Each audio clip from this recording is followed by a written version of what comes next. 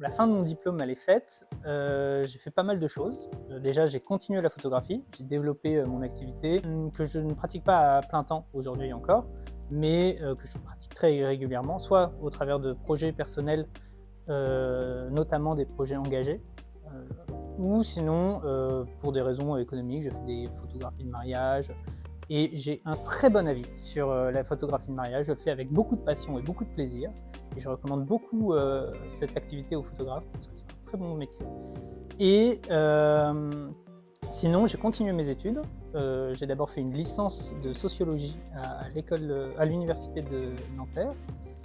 En parallèle, j'ai fait l'équivalent d'une licence à l'école de psychosexologie de Paris. Et après ça, et désormais je le suis encore, en master de recherche en design à l'École normale supérieure de Paris-Saclay. Pour expliquer un peu mon style aujourd'hui, je pense qu'il n'y a pas une différenciation entre mon travail photographique de mariage ou un peu pour des raisons financières et mon travail engagé ou mon travail artistique. Je crois que c'est un reportage que j'essaye de montrer un peu brut, un peu avec une légèreté d'humour, mais un aspect de violence au fond dedans. Que ce soit une violence symbolique, une violence rarement physique.